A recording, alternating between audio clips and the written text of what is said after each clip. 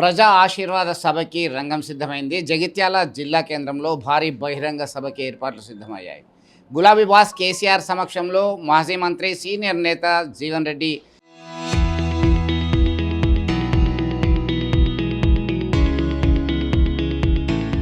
గులాబీ కండువా కప్పుకొనున్నారు. వారు మనతో ఉన్నారు.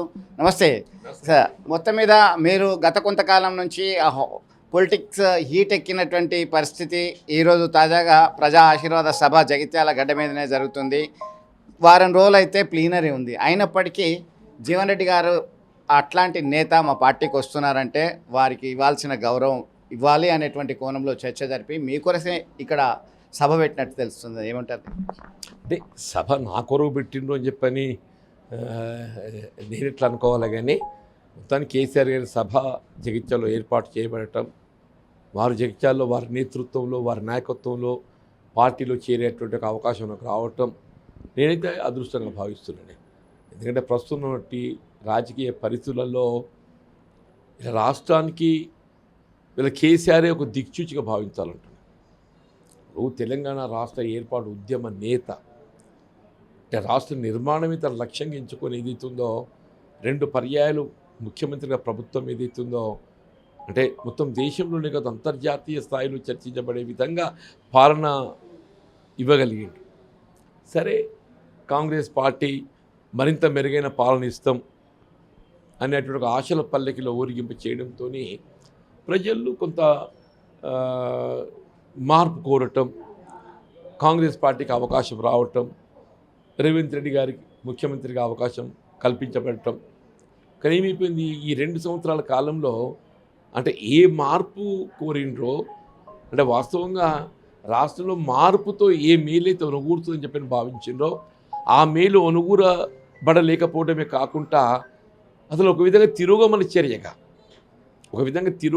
చర్యగా గత ప్రభుత్వ హయాంలో పొందినటువంటి ఒక అభివృద్ధి సంక్షేమ ఫలాలు ఏదైతుందో కొనసాగింపబడలేకపోవటం, ఎన్నికలు చేసిన వాగ్దానాలు ఏవి కూడా నెరవేర్చబడలేకపోవటం, ఇలా ప్రజలు ఏదైతుందో కేవలం 2 సంవత్సరాల కాలంలోనే తిరిగి రేవంత్ రెడ్డి గారు పోవాలి, కేసీఆర్ గారు రావాలి అనేటువంటి ఆలోచన తలెత్తడం, ఇది గమనించదగ్గ విషయం అని చెప్పంటారు. ప్రధానమైన కారణము వారు ఇచ్చినటువంటి హామీలు అమలు చేయడంలో విఫలమయ్యారనా, లేదంటే కాంగ్రెస్ పార్టీలో ఉన్నటువంటి సీనియర్లు అందరూ చాలా ఎక్స్పెక్టేషన్స్తో ఉంటారు, వారి యొక్క ఆశలు ఫుల్ఫిల్ కాలేదని చెప్పి? ఇప్పుడు కాంగ్రెస్ అంతర్గత అంశాలకు ఈ పాలనకు సంబంధం లేదే. వాస్తవంగా ఎన్నికలు ప్రజలకు ఇచ్చినటువంటి ఒక వాగ్దానాలే కానీ ప్రణాళిక అమలు చేయబడలేకపోవడంతో ప్రజలకు అసంతృప్తి నెలకొన్నది. అసంతృప్తి నెలకొనబడటానికి ఏదైతుందో వీళ్ళు ఎన్నిక సమయంలో చేసినటువంటి ఒక వాగ్దానాలు ఇవి కూడా అమలు చేయబడలేకపోవటమే వీళ్ళ ప్రజల్లో ఏదైతుందో రేవంత్ రెడ్డి గారు పోవాలనేటువంటి ఒక నినాదం నానుడి తెరపైకి వచ్చిందని చెప్పంటున్నాను. మీరు ప్రధానంగా ఎంతోమందికి రాజకీయ శిక్షణ ఇచ్చిన గురువుగా మిమ్మల్ని యాక్సెప్ట్ చేస్తారు. తాజాగా మంత్రి అడ్లూరి లక్ష్మణ్ సైతం మీ మీద కామెంట్ చేయడం జరిగింది. జీవన్ రెడ్డి గారు అంటే నాకు గౌరవము, రెస్పెక్టు, కానీ వారికి మంత్రి పదవి రాలేదు, ఏ పదవి రాలేదు కాబట్టి పార్టీ మారుతున్నారు, ఇప్పుడు కామెంట్ చేస్తున్నారు. రేవంత్ ఎందుకు పోవాలి, ఏం చేసింది తక్కువ అంటున్నారు. రేవంత్ రెడ్డి ఎందుకు పోవాలి, ఆయన మంత్రి ఇచ్చినప్పుడు ఎందుకు పోవాలనే? సహజమే కదా, ఆయన మంత్రివర్గంలో అవకాశం కల్పించాడు, సంతోషం. రేవంత్ రెడ్డి ఎందుకు పోవాలనే? ఆయనకైతే ఆయన రేవంత్ రెడ్డి ముఖ్యమంత్రి ఉండాలని కోరుకుంటాడు. నేను ప్రజాభిష్టం చెప్తున్నాను, ఆయన వ్యక్తిగత అభిప్రాయం చెప్తున్నాను రేవంత్ రెడ్డి ఎందుకు పోవాలని చెప్పని. నేను చెప్పేది ప్రజాభిష్టం చెప్తున్నాను. ఇవాళ ఆయన శాఖని, మంత్రి గారి శాఖనే వీళ్ళ ఫీజు రియంబర్స్మెంట్కి సంబంధించి ఎస్సీ వర్గానికి 276 కోట్లు కేంద్ర ప్రభుత్వం ఏదైతుందో నిధులు విడుదల చేస్తే దాని మ్యాచింగ్ గ్రాంట్ 25% రాష్ట్ర ప్రభుత్వం కల్పించలేకపోవడంతో ఆ 276 కోట్లు రిటర్న్ వెళ్ళిపోయినాయి. ఇవాళ ఏదైతుందో విద్య అనేది ప్రధానమే, ప్రధానం. ఫీజు రియంబర్స్మెంట్ ఎందుకు మీరు కల్పించలేకపోతుండ్రు? వీళ్ళు బెస్ట్ అవైలబుల్ స్కూల్ ఇవాళ దళిత వర్గాలకు సంబంధించి ఏదైతుందో బెస్ట్ అవైలబుల్ స్కూల్స్ అని చెప్పని ప్రైవేట్ విద్యాలయాలలో మెరుగైన విద్యాబోధన సదుపాయం కల్పించడానికి ఒక కార్యక్రమం ఉన్నది. వాళ్ళకి ఏదైతుందో వాళ్ళగా ఫీజెస్ చెల్లింపు చేయలేక ఆ బకాయిలు పట్టడంతో ఆ చీరగా నిలిపివేయబడ్డదని చెప్పి అంటున్నాను నేను. ఇవి చాలయ్యా నీకు అంటున్నాను నేను. ఇవాళ ఎస్సీ సంక్షేమానికి సంబంధించి ఈ 2.5 సంవత్సరాల కాలంలో ఇంతమంది నిరుద్యోగ యువతకు మీరు అంబేద్కర్ సహాయానిధి కల్పించినాయా? ఈ 2.5 సంవత్సరాల కాలంలో దళిత గిరిజన నిరుద్యోగ యువతకు ఏదైతే ఉందో సెల్ఫ్ ఎంప్లాయ్మెంటే ఎంతమంది కల్పించినవే నువ్వు?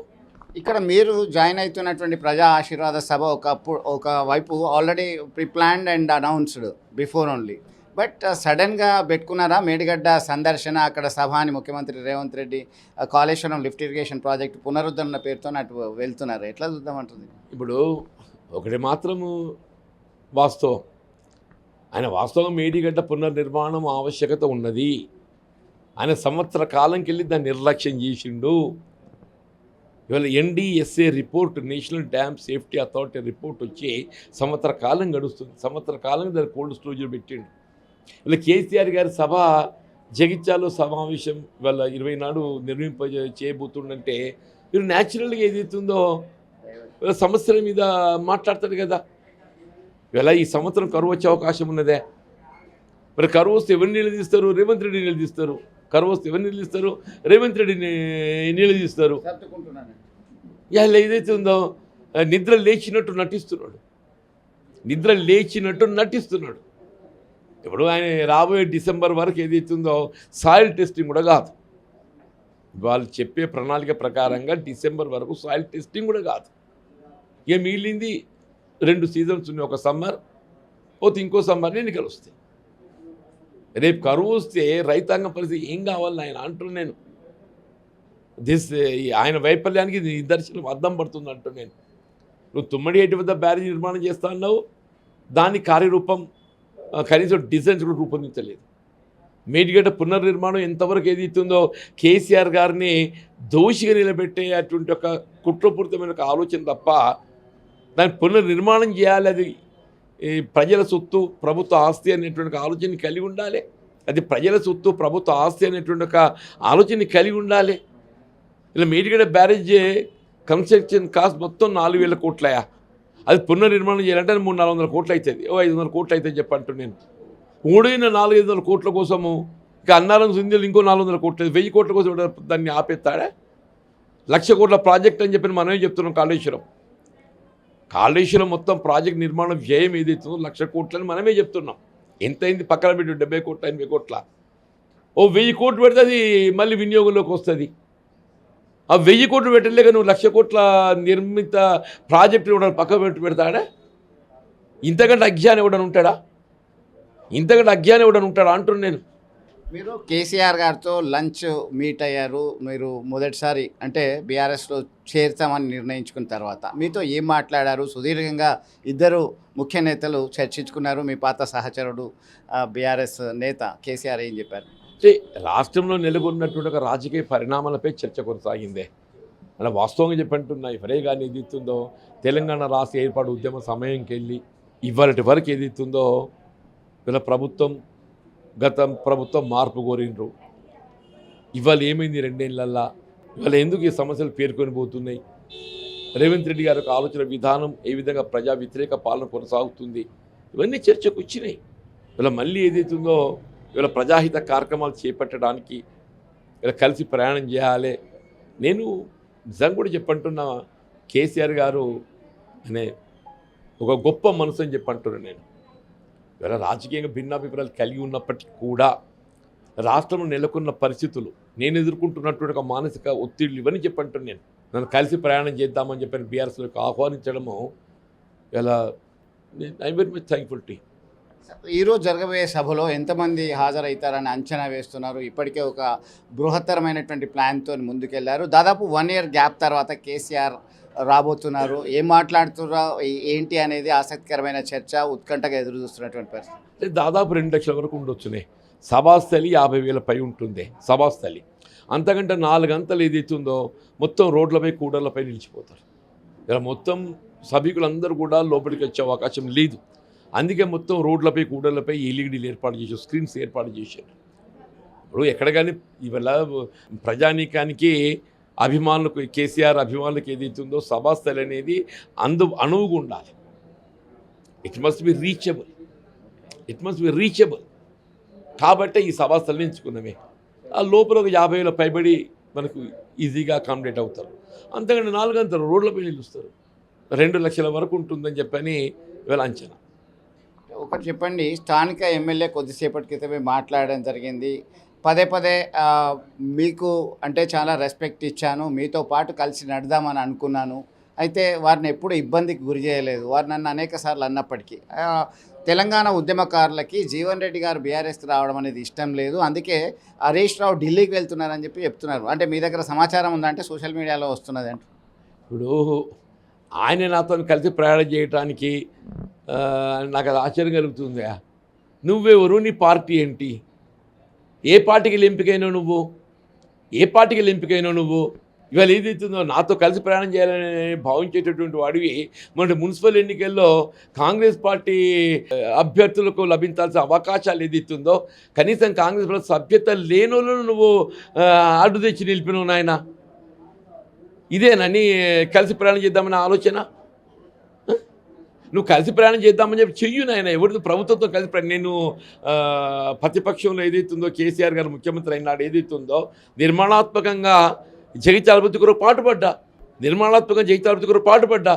కేసీఆర్ గారు ఏదైతే బోర్నపల్లి వంతెన 75 కోట్లతో మంజూరు ఇచ్చిందని చెప్పి అంటూ నేను వీళ్ళ అభివృద్ధి కొరకు ఏదైతే పార్టీ మారవలసిన అవసరం లేదు. ఇట్లా పార్టీలు అభివృద్ధి కొరకు మారినట్టయితే రాహుల్ గాంధీ గారి ప్రధానమంత్రి ఎక్కడైతాడా? మరి రాహుల్ గాంధీ మోడీ గారితో కలిసి ప్రయాణం చేయమంటారు. ఏం చెప్పదలుచుకున్నావు? తెలంగాణ రాష్ట్రం అభివృద్ధి కావాలని చెప్పాలంటే రేవంత్ రెడ్డి గారిని బీజేపీలో కలవని చెప్తున్నాను నువ్వు. వీళ్ళ సంజయ్ గారి యొక్క ఆలోచన సూచన ఏం చెప్తుండంటే తెలంగాణ రాష్ట్రం అభివృద్ధి కావాలని చెప్పంటే రేవంత్ రెడ్డి గారు ఏదైతుందో బీజేపీలో కలవాలని చెప్పి సలహా సూచన ఇస్తున్నట్టు కనబడుతుంది. రేవంత్ రెడ్డి చెప్పు అని చెప్పిన సలహా సూచన ఆయన ఏదైతే సంజయ్ గారిని వీళ్ళ రేవంత్ రెడ్డి గారికి సన్నిహితంగా ఉంటుంది కదా. రాష్ట్రం అభివృద్ధి కావాలంటే నువ్వు కాంగ్రెస్ నుండి అభివృద్ధి అయ్యేటట్టు లేదు, నీకు కేంద్రానికి వెళ్ళి ఆశించిన సహకారం పొందేటట్టు లేవు, బీజేపీలో కలిస్తే ఏదైతుందో మోడీ గారిని హక్కును చేర్చుకుంటాడు, ఇలా ఏ విధంగా ఆంధ్ర రాష్ట్రానికి సహాయ సహకారాలు అందిస్తున్నాడో తెలంగాణ రాష్ట్రంలో సహాయ సహకారాలు అందించే అవకాశం ఉంటుంది.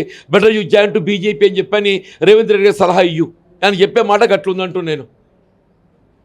ఎన్ని ఒత్తిళ్లకు గురి చేసినా కానీ ఏదైతుందో ఇవాళ భౌతికంగా నువ్వు కట్టేస్తావు కావచ్చునయా, మానసికంగా కట్టేయలేవు కదా.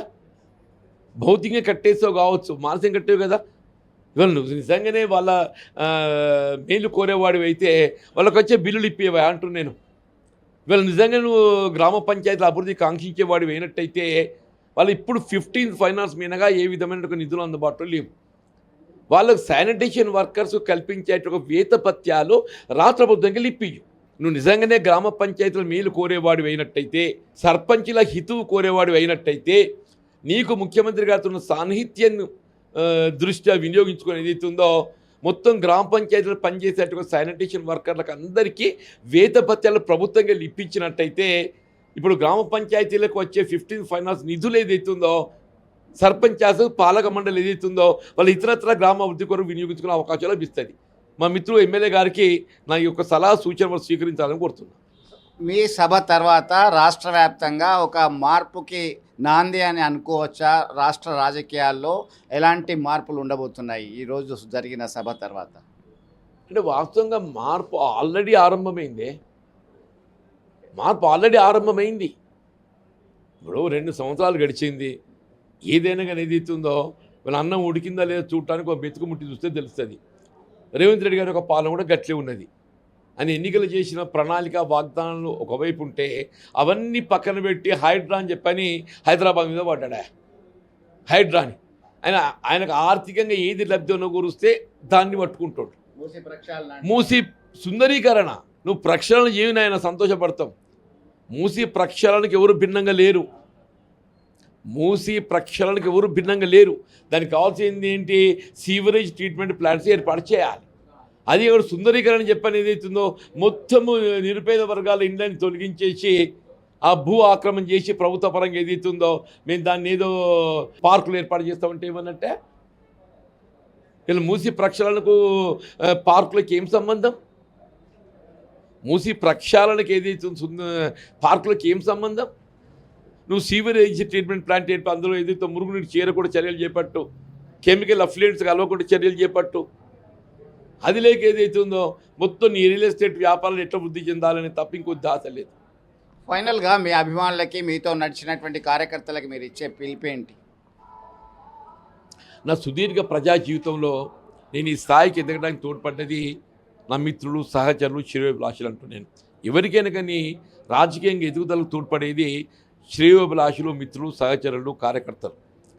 నన్ను ఈ స్థాయికి ఎదగడానికి తోడ్పడిన కార్యకర్తలు అందరూ కూడా ఇంతకాలం నాతో కలిసి ప్రయాణం చేసిండ్రు. భవిష్యత్తులో కూడా కలిసి ప్రయాణం చేయడానికి ఏదైతుందో నా తోడు నిలుస్తున్నందుకు నేను హృదయపూర్వకంగా ధన్యవాదాలు చెప్తున్నా. ఎట్ ఎనీ కాస్ట్ ఇవాళ ఈ రాష్ట్ర హితము, ప్రజా శ్రేయస్సు కొరకు, సమస్యల పరిష్కారం కొరకు పాటుపడమే నా యొక్క లక్ష్యం.